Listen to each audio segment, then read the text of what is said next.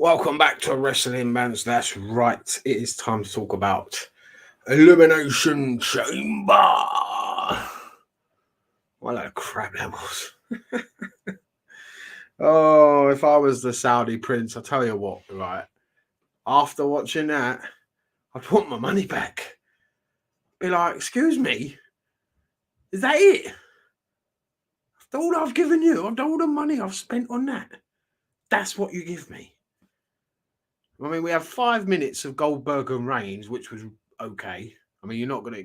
What do you expect from Bill Goldberg, a 70-year-old Bill Goldberg?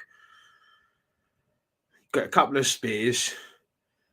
Looks to go for a jack. He ain't jackhammering Roman Reigns. There's no way that's happening. Roman Reigns chokes him out. Game over. Done. Main event and WrestleMania has been made.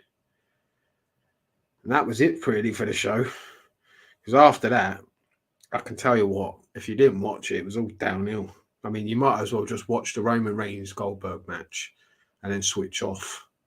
Because the rest of it, my goodness, what a pile of crap it was.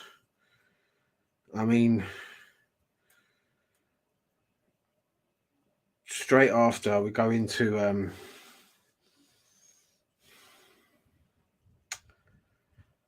was it the Women's Elimination Chamber? And I'll tell you what, right? People might say, oh, yeah, the women can do it just as they really can't. I mean, to be honest with you, the women's one was probably a little bit better than the men's one, just for the fact that you didn't know who was going to win it. That was about it. The competitors in it were god-awful. I don't want to see Nikki Ash in a wrestling ring ever again. She's dreadful. Dreadful.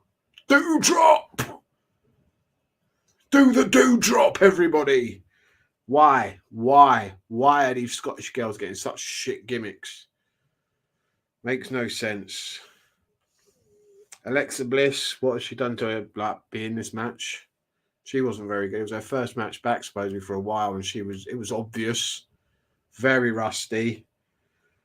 I mean, the one person I thought that might win it was Rhea Ripley, but she needs a lot of work on her facial expressions and her talking. I mean, her work is okay in the ring, but after that, yeah, she needs a lot of help.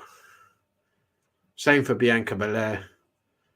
I mean, the way they work, the way she works is just so staged and so practiced. It doesn't even look like she's fighting. And that's what wrestling is supposed to be. It's supposed to look like a fight. And this was far from it. They didn't even use the cage. It was there as a prop more than anything else. It was awful from start to finish. Bianca Belair wins and no one really cares anymore. She was hyped last year. She was on a run last year and it's fizzled out now. They killed her off after last year. I mean, the match with her and Sasha at WrestleMania was big. But this year it just doesn't have the same feel. Her Bianca Belair versus Becky Lynch does not have the same sort of hype to it as last year's. I'm sorry. No way close. So we go from that pile of crap, and then they bring in another women's match back to back. What are you trying to do? Do you want me to switch off this show? I'm not the biggest fan of women's wrestling in general. And you make me watch 2 women's matches back to back. And we get Rowdy Ronda Rousey. I don't give a damn about my generation. Just got to say, Jonah Jett, yeah. Her songs are great for entrance music. That's the only thing that's good about that. I heard Ronda Rousey's entrance music, John Moxley's. Both of them bangers, good tunes. But apart from that, after that, nothing else really to talk about. Ronda Rousey wrestles with one arm against Cruella de Vil and Charlotte Flair. And Cruella is just awful. I can see why she's been made a general manager or whatever, or just a bit part on the show, just a side act. She's dreadful. Naomi's okay in bits and bobs, but Charlotte Flair, one of the best in the world, and doesn't deserve to be mired down with this shit. It was a dreadful tag team. I barely watched it, barely concentrated on it because it was so poor. I'm not looking forward to seeing Charlotte Flair and Ronda Rousey at WrestleMania because Ronda is just terrible. I mean, I know why they're doing it. She's a big name. She's going to draw a big crowd and draw publicity. That's about all we get from Ronda Rousey. The match isn't going to be very good because this was just awful. Awful. And then we got Drew McIntyre, another Scotsman, a Scottish person, or person of Scottish heritage, that has just got a dreadful gimmick. Like, what is he doing with that sword? He's not going to use it, so what's the point in it? It's just a crap prop. Madcap Moss versus Drew McIntyre in a Falls Count Anywhere match, was it? Yeah, Falls Count Anywhere. And you had Corbin out there, who you would have thought it would have just been a 2-on-1, basically, like beat down Drew McIntyre. But Drew McIntyre just dominated the whole match. And I'm not looking forward to where this is going. You know this is heading towards Drew McIntyre versus Baron Corbin at WrestleMania. Gosh. The hype. This match was just 9 minutes of pure boredom. It was just pointless. You know who was winning before the match even started. So what's the point? Becky Lynch versus Lita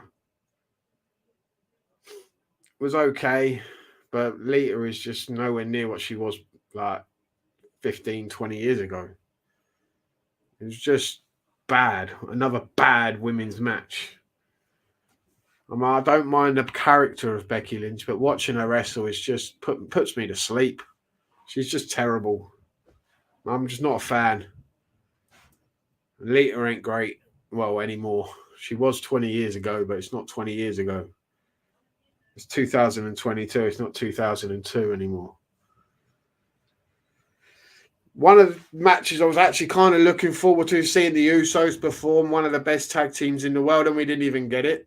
I'm guessing they're furthering the story, moving it on to WrestleMania, I'd assume. But if they're not, then this was just cut because of time. Why? I don't know. It could have been actually a decent match. I was a fan of the Viking Raiders when they were the War Machine. I don't like the gimmick they've got now, but they're still good performers. So it would have been a decent tag team match. But we didn't get it. Got screwed out of that one. Thank you very much. Just to waste time to see Brock Lesnar squash four of Raw's top talents. That's all it was. My guy AJ just got absolutely obliterated. Matt Riddle, bro, absolutely obliterated. Like, Brock Lesnar does not like Matt Riddle. That is obvious. Has no time for him. Yeah, that's clear. Austin Theory was probably the star of the show. The kid's got a bright future. Seth Rollins is over big time. So's his entrance. Don't know about the constant laugh, but other than that, he's a good character and he's very good in the ring. And Seth Rollins is probably one of the top performers at the moment, standout performers for the WWE, along with Roman Reigns and a couple of others. Seth Rollins is actually really entertaining. And I was kind of like, when he was eliminated, it was like, I don't know, like, it was just nothing. It didn't mean anything. Brock Lesnar just tore through all. As soon as he came in, he just tore through all of them. But that's not the real story. The real story was what happened to Bobby Lashley. Lashley didn't even get in the match. And the first two in was Rollins and Theory, and Rollins did his power bomb, like the turnbuckle power bomb he does, but he did it into the pod where Lashley was, and Lashley, like, I don't know if it was a work, I'm assuming it's a work, got hurt and got a concussion, and it's obviously a way to take the title off of Lashley without making him lose the match. So he stays strong for future matches. Again, it can go down the road. We can go back to Lashley versus Lesnar.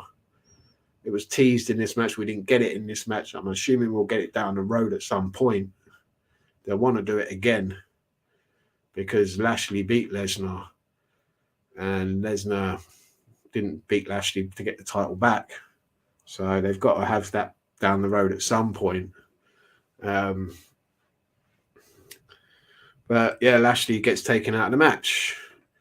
And then everyone else gets put into the match when we're waiting for Lesnar. Lesnar's thing doesn't even go off. Lashley's does, but Lashley's not there. Lesnar breaks out of his own pod, comes into the match illegally. So he should have actually been stopped, but I don't know.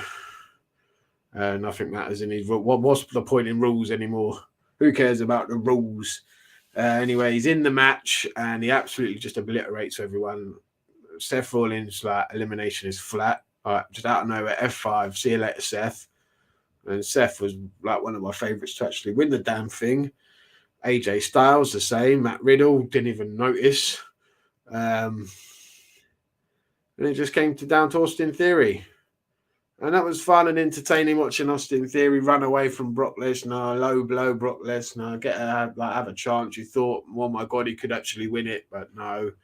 Gets F5'd off one of the pods, which was insane, and wins the match.